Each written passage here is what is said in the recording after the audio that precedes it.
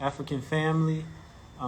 This is another rare occasion of me making a live about something that I've been thinking about for a while, contemplating whether or not I should do a video on it, because I typically don't do videos on things that are very popular or being talked about by a lot of people, but I felt that there were so many angles and dimensions to this problem that I felt I'd be remiss if I did not talk about it at length, at least what my perspective is on it. So today I'm going to be talking about what I call analyzing the hip-hop proxy war, okay? So as I'm sure many of you all are aware, we're currently witness to an intense battle within the hip-hop culture between Drake and Kendrick Lamar.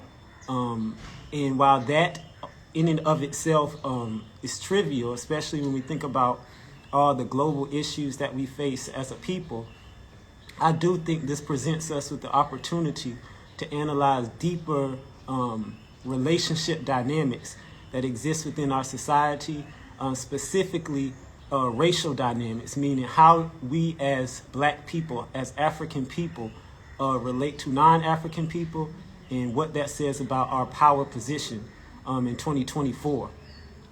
So before I begin the video, I want to lay out a few disclaimers, and one of those disclaimers is I grew up listening to hip-hop, but I've matured to see it as a psychological threat to Black people. So this wasn't something that was easy for me to do. I think the rhythm of my life had to change for me to really see hip-hop for what it is and not for what I wished it to be. So a lot of these things, if you hear anything critical, that's not coming from a place of just hating. This is me in a large part reflecting on things that I may have consumed in the past, but now I see a kind of deeper picture, or a more clearer picture of the role that it's been playing in our society. Secondly, this is not an attempt to advocate for any type of reconciliation between Drake and Kendrick. I'm not invested that much in the resolution of rap conflicts, but I am attacking the underlying power imbalance that fuels these episodes of conflict. Again, we're looking at the broader picture and not just narrowly focusing on what we see or what we hear in the media.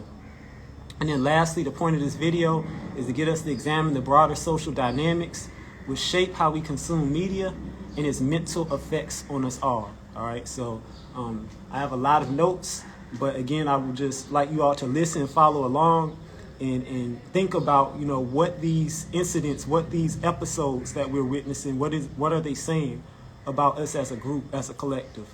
So the first point I wanted to make is that the Drake-Kendrick battle is a proxy war of wealthy Jews against the Black population. All right, so already we see I violated a taboo.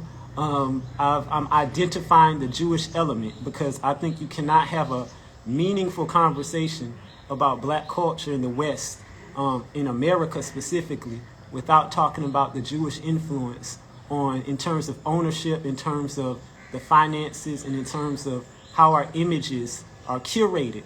That's all filtered through that Jewish presence. So I'm going to be talking heavily about that, and not just in the realm of hip-hop, but also in art forms that preceded hip-hop. So hip-hop beef is extremely lucrative for white or Jewish record executives, but it breeds hostility and distrust amongst Black fans. And this is what I mean by proxy war. So a proxy war, this is whenever you have two groups battling, but one of the groups is financed by a third party. Typically, this third party is unseen, and the purpose that this third party is financing one of the combatants is so that they can secure advantage at the same time they're undermining the opponent, okay? So in this regard, I'm arguing that the proxy war is basically between the largely Black fan base of hip-hop music and the record executives, the Jewish record executives, who are manipulating the images, who are instigating these conflicts in order to get us as Black people to self-destruct, in order to get us as Black people to divest from those things that matter to us the most. So this is what I mean when I describe this as a proxy war. Secondly, many of the traits into the current conflict between Kendrick and Drake matches the media instigated violence between the late Tupac Shakur and Biggie Smalls. So in both that beef from the 90s and today, what you saw was this concerted media campaign to create this narrative, to create this rivalry, to create a kind of polarized climate where it's either you're with this person or with this person.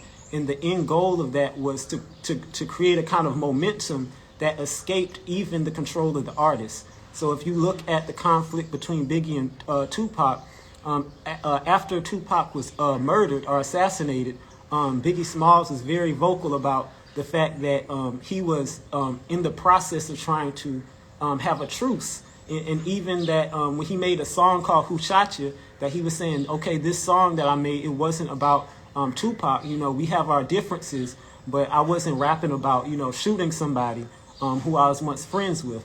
Nonetheless, the media, because it was so salacious, because it was so sensational, they picked up this story and ended up fueling the conflict, which ultimately ended up with the loss of life of two artists in Tupac Shakur and Biggie Smalls. So that's just one example of how you have these kind of external forces, these proxy, the same nature of proxy where you have these external forces that are instigating from the outside conflict between two parties. And here's a point that I think we really have to think about.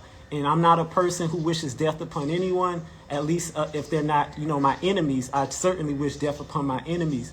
But when I'm talking about black people, I think we have to be very careful and cognizant about what types of narratives we fuel, what types of images we accept, because when we do that, we often lay the stage or set the stage for killings. And based on my intuition, based on my careful analysis, it seems as though Kendrick Lamar may possibly, and I'm emphasizing may possibly because I may be wrong, but I think as people of conscience, we have to speak out when we feel something is afoot. And I'm saying there's a high possibility, I feel, that Kendrick Lamar may be killed from this beef. And I'm not saying this out of like any type of, you know, fantasy thinking, but again, I'm analyzing the history of how these things unfold. And I'm also analyzing the imagery and the content that foreshadows these killings. So one example I like to draw is that if you look at a lot of the imagery that Kendrick Lamar uses, he uses the imagery of the Savior with the crown of thorns, right? For those of us who was alive in the 90s, we may recall that when Tupac Shakur, before he was killed, he had an album under the name Machiavelli. And on that album cover, he was on a cross and he had a crown of thorns, okay? So whenever you see a person in a high position of power and they start portraying themselves in this manner, they start portraying themselves with crowns of thorns at the same time when they're involved in these disputes that could easily turn violent, it's almost a way of foreshadowing symbolically that they envision themselves dying violently. They envision themselves dying in the spotlight. They envision themselves dying on a stage. And I think this is something we really have to take pause for, because when we scream this music, when we kind of get this attitude of bloodlust, and we like to see the combat, we're not really paying attention to who the real beneficiaries of this conflict is. And if we look at the economics of it, it's not us. And then lastly, I wanted to talk about how our knowledge of Jewish history, because remember, you have a European history, but you also have a Jewish history. And we can't be deterred from analyzing Jewish history by accusations of anti-Semitism, because what's that going to do is going to limit our ability to look at situations for what they are and not what we wish them to be. So the knowledge of Jewish history and their tactics of control makes this apparent. The things that I'm talking about, it makes it apparent. And I'm going to, as I said at the beginning, I'm going to go more into detail of what I mean by that. So the second point, major point I want to make, is that consumerism is the fuel to instigate the death of hip-hop artists. So when we're talking about hip-hop, we're talking about a highly commercialized art form. Arguably, I would say the most commercialized art form in the world, meaning it generates more dollars than any art form. It's an export. I would say it's a form of soft power in America, meaning no matter what part of the globe you're on, there's highly likely you're going to find some traces of hip hop, and that's because it generates such wealth for Westerners. All right, so that's the first thing. The marketplace decides how artists conduct themselves instead of their peers. So my argument is that when we're talking about quality art, you have to think about it like science. And how do we know science is credible? Because it's peer reviewed, meaning you have other scientists, you have people who have a shared history, a shared language, a shared psychology. They're all coming together and they're creating that art. And then your peers come and they say, oh yeah, that's a reflection of our reality. When you come into hip hop and you continuously commercialize it, you know, this is an art form that originated in urban black areas. And now you have someone like, say, Drake, who's a biracial man from Canada, from Toronto. And then Kendrick, you have somebody who's a black man from Compton. What you have is the removal of the peer influence, and now you have the market. Meaning, how many streams can you get? How many sponsors can you get? How many advertisers can you get? How many clicks can you get? And the more that market motive comes into the fore, instead of the peer as it was supposed to be, the more commercial it becomes. Also, the higher the chances for violence, the higher the chances for instability in our communities, and the less sovereignty we have as a people. So that consumerism, this is a huge factor, I feel, in instigating violence and death, and bringing death upon hip-hop artists. And I call this the media industrial complex. And this media industrial complex adds to this environment of chaos through insinuation and negative propaganda. So this is like the reference to the Biggie Tupac feud. This was about, oh, Biggie, he's talking about shooting Tupac. And then Biggie's like, I'm not talking about shooting Tupac.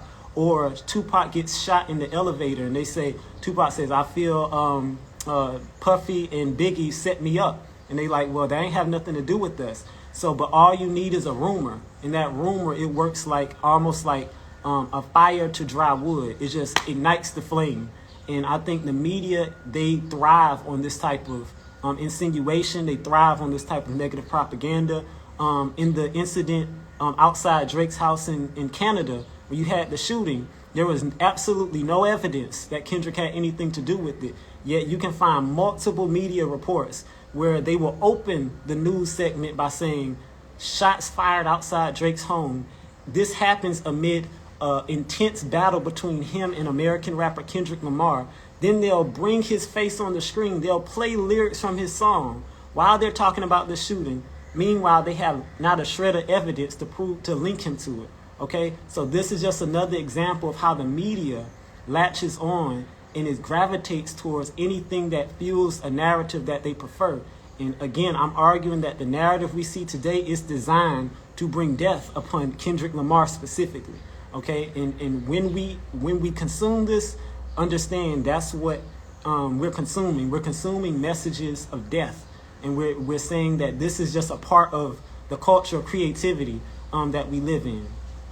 Okay, so the rise and screaming of Kendrick's songs reveals how the profit motive is at the core of hip-hop beef. And the beef strokes the ego of artists so that they overstep and get killed. So the idea is that when you're an artist and you're on such a grand stage like Kendrick Lamar, it's very hard to take insult and not respond, right? Because to not respond is to compromise your credibility. And part of hip-hop is you have to be very boastful. You have to be very confrontational. You can't shy away from combat. And I think that's a good trait to have.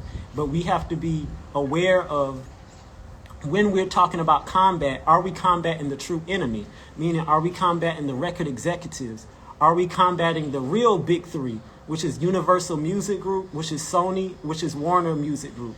You know, these are the individuals who profit regardless of who wins these rap beefs. We have to isolate them and say, okay, how are these individuals profiting? How are these individuals eating off of the suffering and trauma of black people? Okay, so this all fits a description, I feel, of human sacrifice that is needed in the music industry to control our creative development. All right, and this kind of leashing off of our creative development in a very parasitic way, this is also traces back to the earliest origins of entertainment and artistic production and cultural production of black people in America. And lastly, in this hierarchy, the fans, that's people like us on the ground level. we are designed to feed into and instigate conflict and violence, fanning the flame, so to speak, until the momentum of the conflict goes outside the control of the artist. So essentially, the fan is turned into basically a drone or someone who's like an unthinking consumer. And what happens is while you're cheering and you say, oh, I picked this side or I picked that side, you're really picking the side against yourself because you're not asking what is the outcome. Again, because when we're talking about proxy war, that third party, that hidden element that's financing the war, they're always trying to control the outcome of the conflict. And we have to ask ourselves, why are we investing in conflicts where we cannot control the outcome? Okay? Why are we investing in conflicts where the outcome, whichever way it comes out, won't translate into true benefits for us? So this is just a way of getting us to think in a more sovereign fashion and say, okay, while we can be consumers of this, when it gets to the level of death and destruction and it looks like death is coming upon somebody who we value or who we claim to value, we should pull back and say, okay, this is some other agenda at work outside of what we're being told. And that's what I'm trying to bring to our consciousness through this talk. So as I said, I was going to talk in depth about the history, so about the Jewish history specifically. So this part, I wanted to talk about how Jewish capital financed black culture from its origins, okay? And I put culture in quotes because we talk about culture, you need sovereignty. You don't have sovereignty, you don't have culture. So, but Jewish capital has financed black culture from its origins. So first, I want to go back all the way to 1919, okay? So in 1919, this was the year that was called the Red Summer, okay? This was the year where you had an epidemic of lynchings across the United States, okay? This was also after the First World War, and many of these black people were being lynched in their military uniforms, meaning even though they had fought on the battlefields of Europe to defend what they thought was American democracy, when they returned back to the States, they was reminded that they were still niggas. They were still not accepted as full citizens. So this was a very tumultuous and traumatic moment, I think, in the national existence of black people. This was called the Red Summer of 1919. Now, coinciding with the Red Summer of 1919, you also had the birth of what was called the Jazz Age, okay? In the Jazz Age, this was the period in American history where jazz music, which is a black created art form, entered the mainstream. And through this jazz music, you also had shift in culture, meaning the culture, it began to shift more towards black created sounds and black created vibes, okay? So this happened in 1919. Now, at the same time that the Jazz Age was building, you also had production in movies. And one of the foundational movies, not just in terms of how black people are perceived in America, but in terms of American history and American cinema, one of the foundational movies was a movie that came out in 1927. And this movie was called The Jazz Singer. And the lead actor in this movie was a Jew by the name of Al Jolson. And Al Jolson, in this movie, The Jazz Singer, he wore blackface, okay? He was supposed to be a Jewish person who was being raised in a traditional Jewish society, and he defied his parents because he wanted to enter the jazz profession. And the way he did it is he started to perform as a vaudeville performer. And he would wear the blackface. And this blackface minstrelsy, this was a major, and I can't overstate it, theme in early immigrant Jewish life in America, because the idea was that you show that you're white, because at this time Jews still weren't seen as fully white. So when they came to America, they were seen as immigrant outsiders, as aliens. So they figured out, okay, how do we endear ourselves to the non-Jewish Gentile white population? And the way they did it is saying, we hate the niggas too. We can wear blackface just like the Irish who were wearing blackface before the Jews. So the Jews started to wear the blackface, and through that blackface minstrelsy, not only were they accepted by whites, but they also came into consciousness that there was another group in America who they could exploit monetarily, who they could exploit financially, and who they could exploit culturally. And the first group of black people that they began to exploit right after minstrelsy was the jazz musicians. And it was 3 jazz musicians who were at the head of the pack.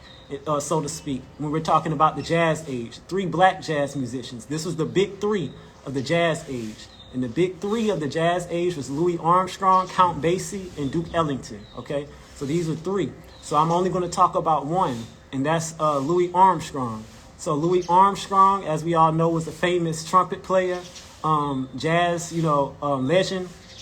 And what he was known for is he had a Jewish manager, or back then they used to call them more honestly handlers. Just like you have a circus bear who has a handler, or you have an elephant that has a handler. The jazz musicians in the 20s and during the jazz era had handlers. And Louis Armstrong's handler was a Jew by the name of Joseph Glazer. And there's documents you can find online where he's talking about how he was so indebted to this Jew by the name of Joe Glazer because he saw him as his father. And he kind of brought him into the mainstream. The same thing is true of Duke Ellington. Duke Ellington, he was managed by a Jew named Isidore Minsky. And in Ellington, Minsky bragged that he brought Duke Ellington out of the zone of the jungle into the zone of genius. Basically, I've de-Africanized him.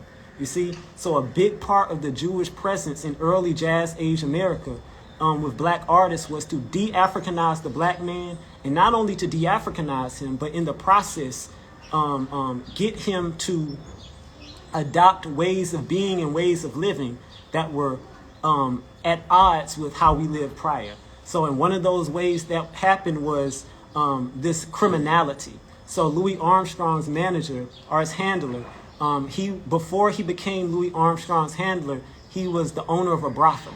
So he was a pimp. Okay, so automatically what you have is this overlap between music and sex trafficking. You also had Louis Armstrong was in connection with drug traffickers. He would get marijuana shipments delivered to him wherever he went from Jews because the marijuana he felt gave him more inspiration to create. So you have drug trafficking, you have sex trafficking, and then today you have the added gun trafficking. This is something that we see in dramatic form with the Diddy case now. You see these 3 criminal activities: gun trafficking, drug trafficking, and sex trafficking. And all of these things are endemic to the music industry. And it's not just individuals, but it's literally like a cartel. Okay, all of the music, Universal, Sony, Warner Brothers, they're all involved in this cartel-like organization where they can move things illegally across borders and they don't get detected, they don't get stopped, because again, they are that connected with the underground economy of these nations, okay? So when we're talking about this dynamic, this exploitative dynamic between Jewish people in America, black people in America, the foundation of this can be traced back to the jazz age and the connection between Louis Armstrong, Count Basie, and Duke Ellington to their managers. And also, and I forgot to say, a big part of jazz, because why did jazz come about then? Why didn't jazz come about in 1900? Or why didn't it come about in 40? The reason jazz became popular then is because with all this lynching and all this instability in America, it was recognized that they needed an art form to depoliticize what was seen as a radicalizing youth, meaning the youth were becoming more restless. They were becoming more dissatisfied with the way that the nation was. So they had to give them an outlet to siphon off any revolutionary radical energy they had and put it into a format where it could be turned into a commercial product, okay? So remember that. So jazz was created largely to diffuse what they saw as a bomb that was developing amongst the black people of America, okay? As creative and as inspirational as jazz music was, it is one of its main goals was to depoliticize black people, okay? Now, I point that out because let's fast forward into the 1970s, okay, or late 1960s.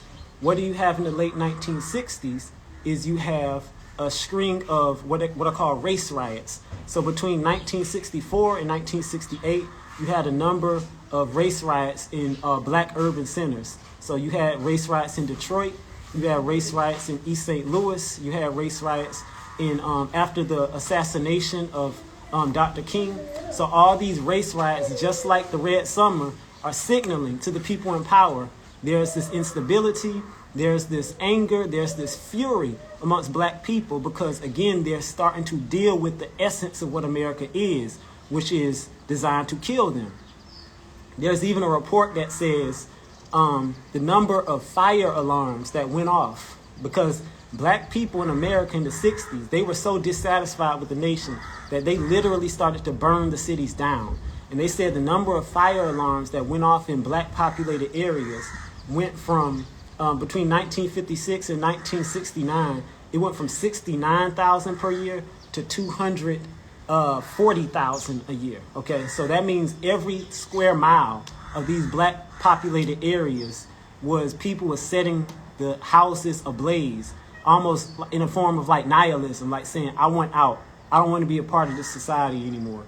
And all of this was a motivation for what the Nixon administration called benign neglect, okay? And now we're talking about where hip-hop came from. So benign neglect, this was a policy, it was pioneered by a social policy advisor by the name of Daniel Patrick Moynihan. And he basically said that the problem with America was that we're focusing on race too much. And these ungrateful Negroes, they can't get their act together. So the best thing we can do as a government is just divest and just allow the urban centers of America to rot. Because the more that we pour into them, the more disorder that we have. Now that was a patently like just false narrative. But what came out of benign neglect was this system that created hip hop. So a number of the things that created hip hop was you had deindustrialization, and this is basically all the factories began shutting down. You had a growth in joblessness. You had increase in what are called unaccompanied youth, meaning homes where the mother is at work and the father is like nowhere to be found. So you have a lot of children who are literally growing up on the streets. Okay, this is the mid 70s during the Ford administration. These children, these unaccompanied youth, these become the creators of hip hop. Okay, now that's very important to note because whenever you have children creating something and you don't have an elder guiding them in that process, it's bound to explode. It's bound to have a lot of gaps in it. It's bound to have a lot of defects in it. Because African people, we've never created anything without the blessing of our elders and our ancestors, okay? So when you think about the creation of hip-hop in the mid-70s, this was something that sprung out of a condition of deprivation. It sprung out of a condition of oppression. And we were trying to create something that would compensate for that would compensate for the fact that our schools was no longer teaching us how to play pianos and trumpets and saxophones. We said, okay, maybe we can get some record players and scratch and create something. And hip-hop came out of that. But one of the things that we missed in the creation of hip-hop was the value of sovereignty, meaning the value of building a wall around those things we create to insulate it from enemies. And we witnessed the consequence of not building that wall around hip-hop early. And one of the earliest invasions of hip-hop was a producer by the name of Rick Rubin, also a Jew. In 1980s, he partnered up with Russell Simmons to form Def Jam. And one of the first major, in fact, the first artist to have a song listed #1 on the Billboard 100 was the Beastie Boys, okay? Remember, this is a black art that's created by unaccompanied black youth in urban centers.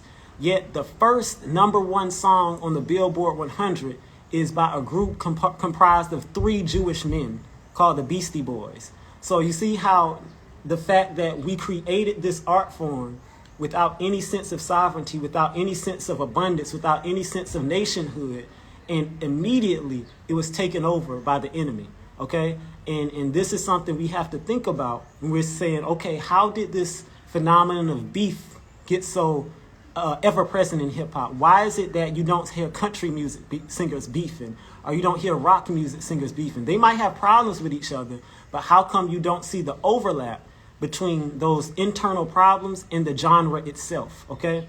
And my argument is that because this beef, this is something that was in line with another political objective that was around at the creation of hip hop. And that political objective was called COINTELPRO. Okay, what was COINTELPRO? COINTELPRO, this is short for Counterintelligence Program, which was also created or at least injected with a lot of motives during the Nixon administration. It was ran by J. Edgar Hoover. This was the leader of the FBI. And Hoover, one of the policies, because he listed out the goals of COINTELPRO, and this is something I communicate a lot when I'm talking about the origins of hip-hop.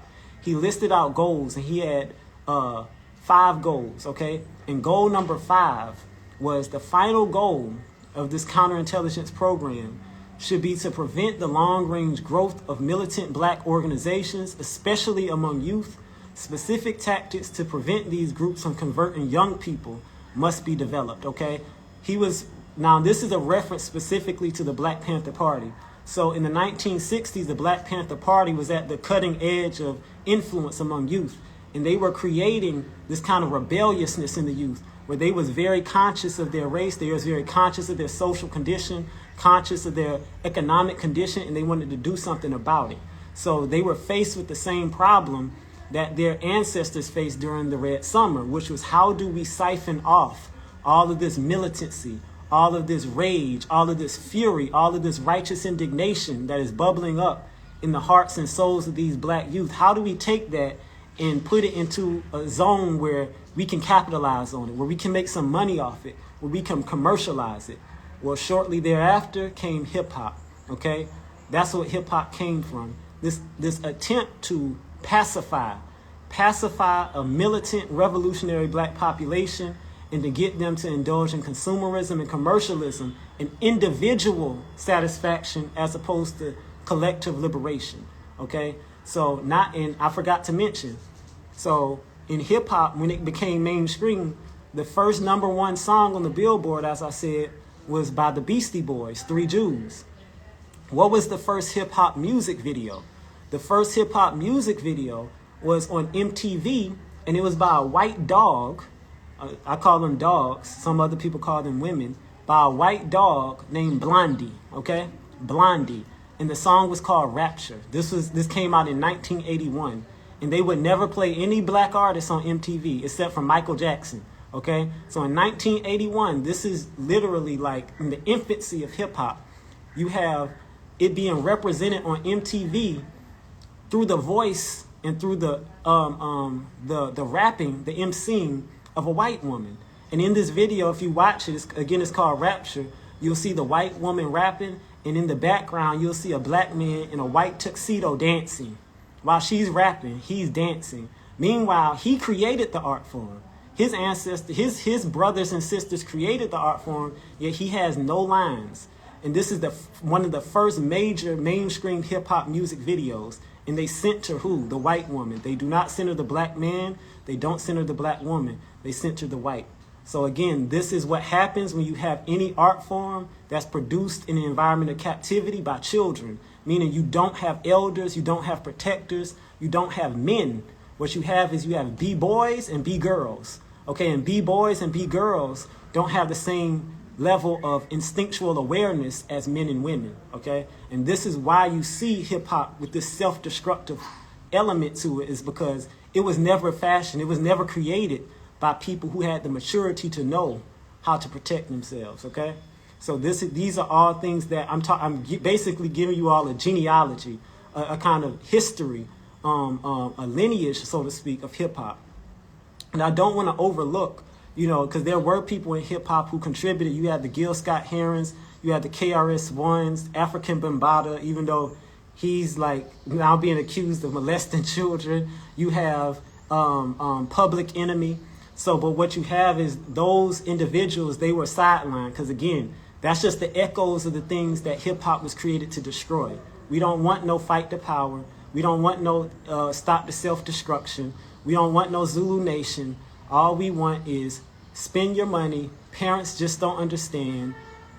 Have fun, have a party. all right? And this is really the divide that we're talking about right now. When you're thinking about, to go back to Drake and Kendrick Lamar, this is the divide between people who consume hip-hop as something that's supposed to be lyrically substantive versus somebody who consumes hip-hop to say, this is like a consumer item. This is something that I listen to in my pastime, but it shouldn't be taken seriously. There's no life lesson that I can derive from this, all right? So, and remember, this conflict is also emblematic of a larger conflict between the black population in America and the owners of capital, the owners of the resources, the owners of the airwaves, all the things that we consume. The people who own that, they're also at odds with us, and we have to see that when we analyze this conflict between Kendrick Lamar and Drake. So now I want to talk about, I talked about the benign neglect, I talked about the deindustrialization and COINTELPRO. So now I want to talk about beef. All right, so beef is in the DNA of hip hop, and it breeds self-hate. All right, it breeds self-hate because since the 1980s, and it's designed to instill it. And this goes to a difference between what's called aggressive nurturance and violence. All right. So quickly, aggressive nurturance. This is just when you're a child. Sometimes you'll see little children playing with each other by hitting them. And this is usually common among boys because boys are typically more aggressive. And but this hitting is not to like injure the other person. It's just like almost like to awaken this kind of resilient spirit to say, it's almost like a tough thing, trying to test, are you capable of going to combat, friendly combat, sportsman-like combat without hurting one another? So, but that's something that you have early in life. And as you grow older, what you're supposed to do is that aggressive nurturance is supposed to transform into other things, more mature ways of bonding with people. But again, when we're talking about hip hop, this is again an art form that was created by children largely, meaning unaccompanied minors, unaccompanied youth. And because it was created by unaccompanied youth, the behaviors that they endorse, the behaviors that they celebrate are childlike, meaning I'm attacking you, I'm attacking your family on a song. Because I'm thinking as a father, somebody attacks my family, I don't have the frame of mind, I don't have the wherewithal, I don't have the patience to make a song. I have to find out where this person lives, and I have to have a weapon. I have to guard the perimeter. You see, so it's not about ego. But again, ego only comes into the picture when you're dealing with a group or a system or any type of institution that hasn't had that elder influence, that hasn't had that ancestral influence, that hasn't received the blessing of the elder so that they know how to negotiate problems like this. All right. So what's another sign that hip hop, beef is in the DNA of hip hop and it breeds self-hate? No white hip hop artist has ever been killed due to a rap beef, okay? So that's how you'll know that beef is a part of hip hop, or the killing is a part of hip hop, or is it part of something else, meaning a political agenda, a proxy war that's being infused into this to meet the goals and objectives of that hidden enemy, okay? Because I've never seen nobody threaten Eminem's life. I've never seen anybody threaten Post Malone's life. I've never seen anybody threaten any white artist, okay? So we have to think, when you don't see a white artist facing the same level of violence or the same level of beef that black artists face, then you have to ask, okay, is this beef really just a part of the sportsman-like or something in hip-hop that we should endorse, or is this something just a cover for self-hate, okay? So this is a cover for self-hate. Because if it wasn't a cover for self-hate, we would have seen white artists facing the same level of hostility that you see black artists giving to each other. And I like to use a quote by Bobby Wright to spell this out. Bobby Wright, he once had a quote and it said, "Black people kill black people because they have not been trained to kill white people." Okay? And I love that quote because in the quote, what he's basically saying is, if you're a human being and you say, I wouldn't kill anybody, I wouldn't hurt a fly, you're being delusional. Everybody, now you might not specify it by race, but everybody has a point where if you push them to a certain limit, they'll get into a homicidal mode, okay? So we can't deny that. Now, then the next question becomes, is there a disproportion in terms of who you target? Do you only target people who look like you, or do you target people who threaten you? Okay? Because if we're thinking about who our real threats are, then we have to ask, why aren't we targeting them? Is it because we're afraid? Is it because we haven't been taught? Is it because it's not incentivized? Is it because there's no financial reward? Okay, so these are questions that we should ask on principle, not just in terms of, oh, he insulted me. No, is this a threat? Who is the threat? Are we calling out the threat?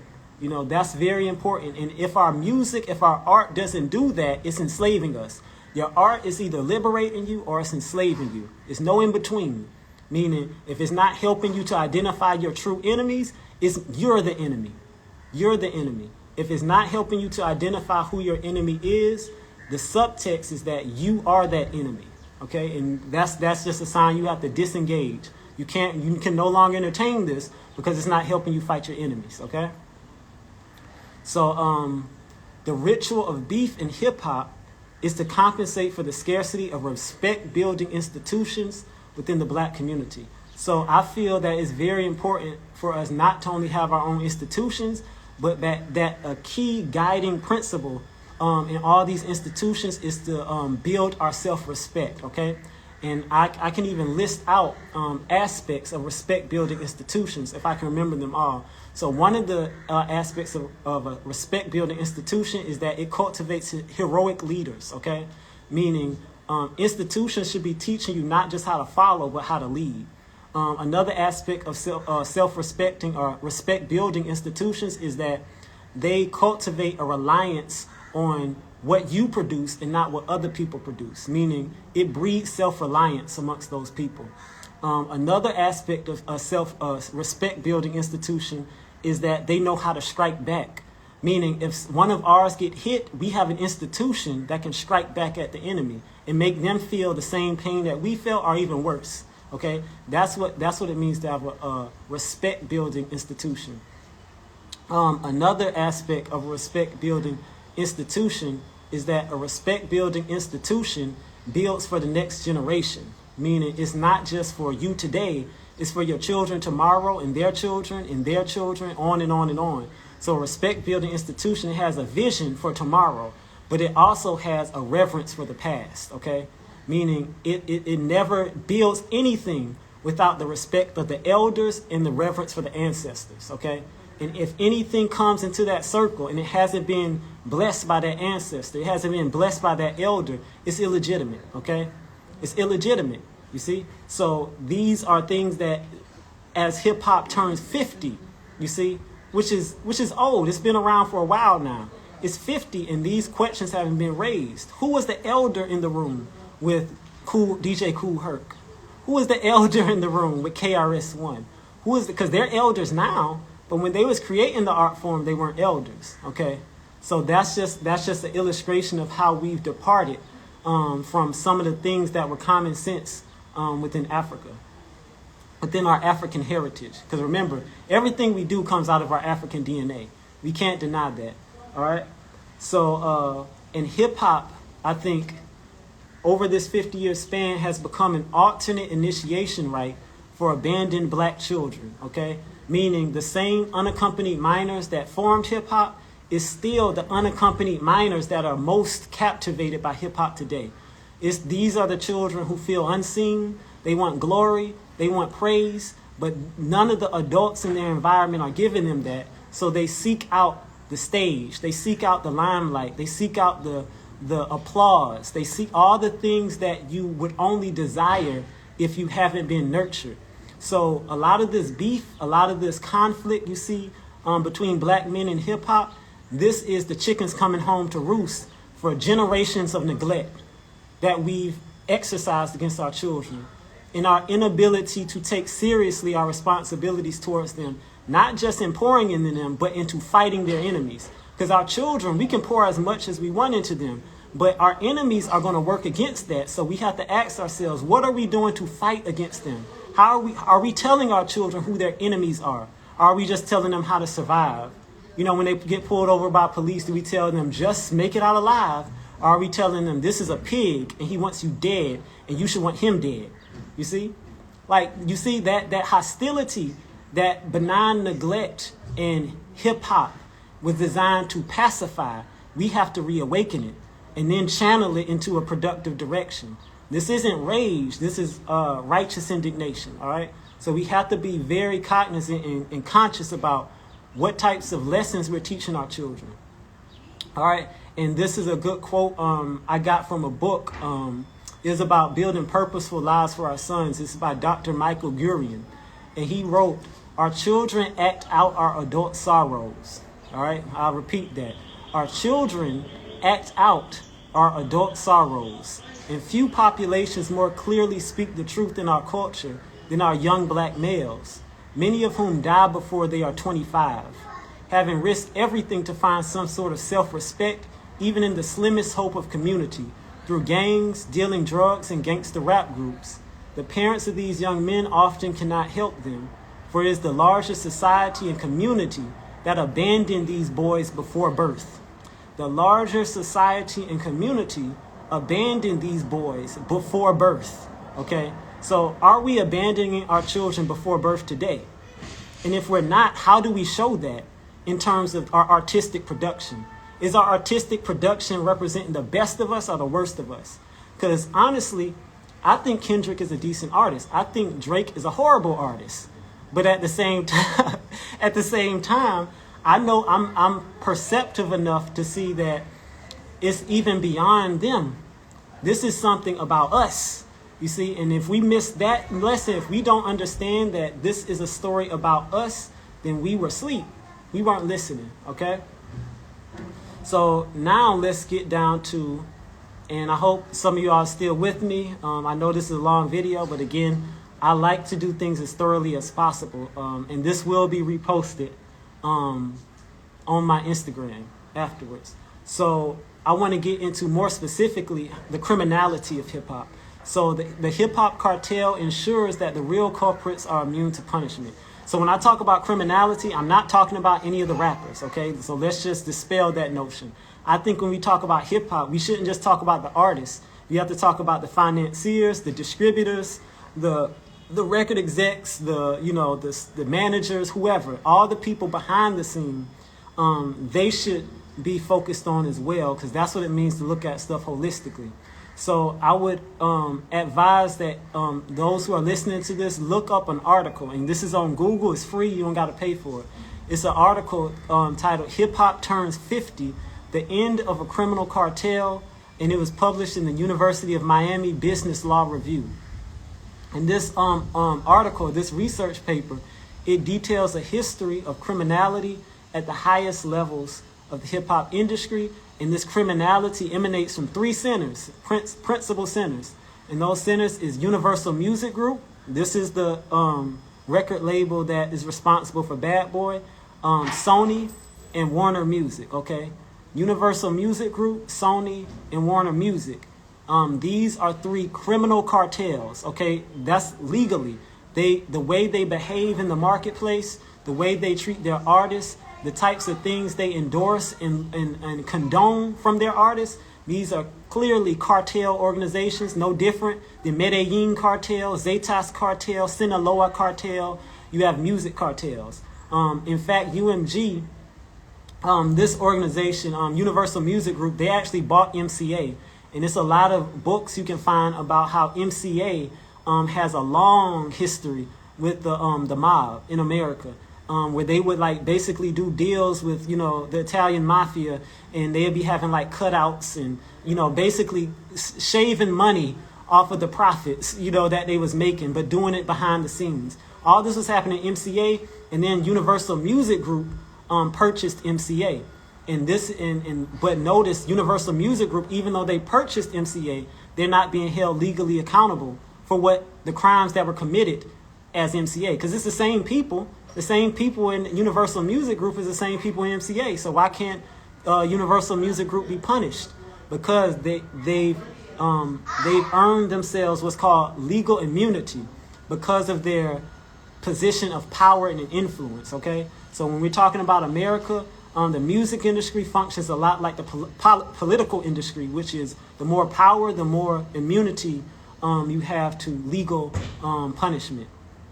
So just a short list, and this is a short list of some of the crimes that these big three, again, when you hear big three, don't think Kendrick, J. Cole, and Drake. The big three is Universal Music Group, Sony, and Warner Music, because they profit off of every beef. Every beef, these big three profit, okay?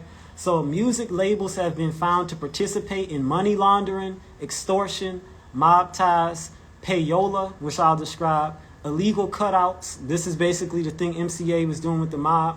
Sharecropping business practices. This is like 360 deals where the record label owns your image. So like if you're a rapper and you show up in a movie, the Universal Music takes a cut of your pay. Even though it has nothing to do with your responsibilities as a music artist, they own your image. So anything you do, they can take a piece of that. So that's sharecropping business practices and streaming farms. So streaming farms is also very important for the digital age, meaning a lot of times when you see these songs hit #1 on the music charts, they base it on streams. But there's a lot of places which are at undisclosed locations where they have cell phones hooked up to walls, and they're literally playing these songs on a loop. No person is listening to them, but they're literally just playing these songs in order to artificially boost the numbers so that they could chart at a higher level. So they call these streaming farms. All right. So the streaming farm, this is again an example of how the marketplace has displaced the peer. Because before you had streaming, you became a good rapper because people in your neighborhood was like, yo, this person right here, you know, they the best. You know, this person right here, they can't be touched. Listen to them. And it's word of mouth. But when you can develop streaming farms and just play stuff on a cell phone just to create numbers, that's a way of undermining artistic integrity. You're undermining the authenticity of the art. And you get more what? Commercialism. You get more Drakes. You get more Uzi Verts and whatever. You get just stuff that doesn't make any sense because they're playing it out of cell phones instead of playing it into people's ears. All right? So payola. So what is payola? So payola is basically a tactic that record companies do where they'll go to a disc jockey. And this is very heavily done in the radio age. They'll go to a disc jockey and they'll bribe them basically. They'll give the disc jockeys like some cash, or they'll give them tickets to some event. They'll buy the disc jockey gifts. And the whole point of this is so that the DJ can play their artist, rotate their artist song on the radio more than other artists. So it's basically like you're buying airtime as opposed to people are demanding to hear you. No, you just go to the radio station, you pay off the DJ, and now the DJ wants to play Drake every 5 minutes because he just got money from, you know, Warner Brothers Music. So this is an example of what they call payola. And out of all the crimes, this is the one that's most documented because within the payola, you've had many court cases. And this is in the document I told you from University of Miami Law. You have many court cases where they're like fining, like in huge numbers, like multi-million-dollar lawsuits where they're suing these corporations and they're settling, you know, which basically admission of guilt. They're settling saying, yeah, we did payola, but so what? You know, or we got our money, so it's probably like just a fraction. Whatever they paying in the lawsuit is a fraction of the profits they accumulated. So that's the payola scheme, okay? And all these things, by the way, are still happening now. So when you're talking about gangster rap, the real gangsters is people in the corporate boardroom. People like Leo Cohen, okay? People like Rick Rubin, you know, people like, I don't know, Jimmy Iovine. You see, these are the real gangsters because they have the means and the ability to rob without going to prison, okay? When you have the means to rob and steal and kill without going to prison, that means you're like a kingpin. You're not like a foot soldier who's going to get caught in a foot chase by the police. No, they make their decisions in the safety of their offices, all right? So, and those two, so in this article about Hip Hop Turns 50, the law professor, he recommended 2 things that should be done to hold these record companies accountable. And this is what I think, if we really care about our artists, this is what we should be doing now. In the wake of this, or even, unfortunately, in the middle of, because we don't even know if this thing between Kendrick and Drake is over. But in the middle of this, we have to be asking, okay, how do we deal with these record labels? How do we deal with the fact that Young Thug is on trial, but not the head of Warner Music Group? Not to say that Young Thug is some good guy. I don't like his music either. But I'm saying if you're going to put him on trial, why not put the head of Warner Music Group on trial? You see, that seems fair. So what would allow the government to put the head of Warner Music Group on trial is what's called criminal negligence, okay? So that's a legal term, criminal negligence. Criminal negligence is when an act has some measure of wantonness, flagrant, or reckless disregard for the safety of others or willful indifference. This is essentially, you have somebody who's at the head of Sony or the head of Warner, and he has an artist who's like in the newspaper every day doing just like crazy stuff, shooting people, robbing people, talking crazy, threatening people, and the artist never gets removed from the payroll, which essentially is the way of the person at the head of the corporation saying, I condone this because it's good for my bottom line. But under laws of criminal negligence, if that artist commits a crime, that record label executive will be held to account just in the same way that artist is, okay? So that's that. So those criminal negligence laws, they're not being enforced.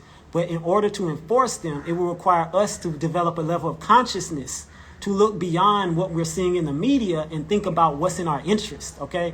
Not what makes us bop, not what makes us feel good, not what gives us, this jolt of enthusiasm, but how are we making life better for our children?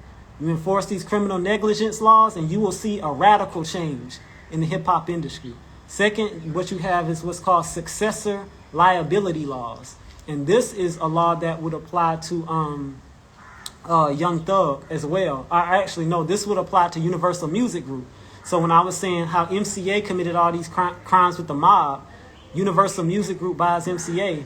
Universal Music Group isn't guilty of anything with the mob, but they bought MCA. So under successor liability, they couldn't do that because all the crimes of MCA will be transferred to whatever company buys out MCA. So, and this is basically Black Law's Dictionary defines a successor in successor liability as a corporation that through amalgamation, consolidation, or other assumption of interest is vested with the rights and duties of an earlier corporation. In layman's terms, that just means if your homeboy did it, you did it. If they did it, you did it. If you buying MCA as Universal Music Group, you're also buying the crimes of MCA. All right? So, because a lot of these corporations, the way they hide their crimes is they just do amalgamations and mergers and all this other technical things to hide the fact that they're a cartel. Because remember, cartels, they function on a principle of solidarity, meaning criminals protecting each other, okay? That's what you see in the hip-hop industry.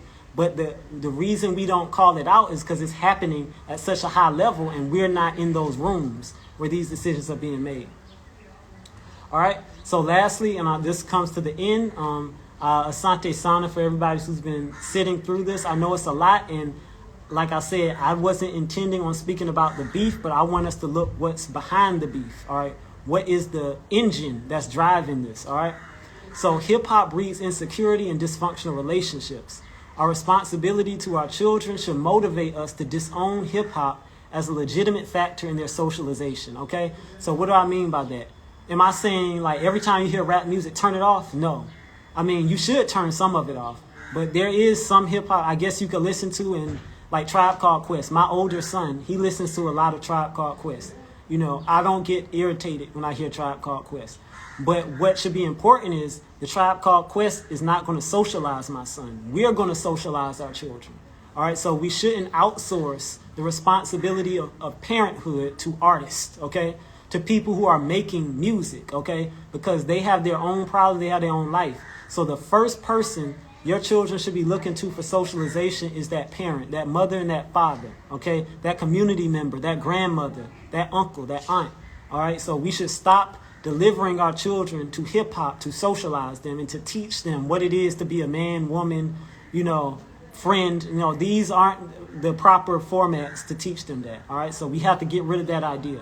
Next, in addition to making us more insecure through hyper-consumerism, Hip-hop models dysfunctional relationship dynamics between men and women, elders, children, and communities at large. Again, I'm not talking about the exceptions. In the mainstream, hip-hop does promote these types of dysfunctions, and it doesn't mean something's wrong with us. Again, it's the institutional structure, meaning a lot of this behavior is being incentivized from the top down. So we have to investigate why that is and work on correcting it. Next, healthy socialization of our people must be based on a vital culture of music that rewards talent and authenticity, not as a commodity to be exploited, but a gift to contribute to the betterment of the group. All right, that means music isn't something that you do to be famous. Music is something to do because it's an expression of who you are as a person. Meaning, African people, we sing because it's just a part of who we are. You see? That's just how, just like we breathe, just like we drink, just like we eat, we also sing, just like we dance. You see? So we should start to divorce this concept of fame and riches and praise from self-expression. Self-expression is intrinsically valuable, but when we put it on the marketplace and we allow it to be dissected and manipulated by our natural enemies, it loses its value. It loses its value as art, and it just becomes a commodity. All right, so lastly, music must be a weapon against oppression and not a cage under the watch of our oppressors. We must make it our business to produce heroic sons and daughters. Heroic sons and daughters, all right? And so, as Fela Kuti says, music is a weapon, all right? And if it's not a weapon, it's a cage, meaning it's either enslaving you or it's liberating you, okay? So we should ask, is our music liberating us? Which it isn't, as I've proven. And so now the question becomes, what are we going to do to change that? So, and lastly, the acronym for heroic, and this is also from Michael Gurian, and he defines heroic as we must raise children who are honorable, enterprising, responsible, original, intimate, and creative, okay? Emphasis on creative, because that's all what art is about, creativity. All right, so all of this, again, this is analyzing the proxy war in hip-hop. The proxy war, this is, again, a war that happens where the main culprit is hidden from view, but they're controlling the outcome and they're controlling our development.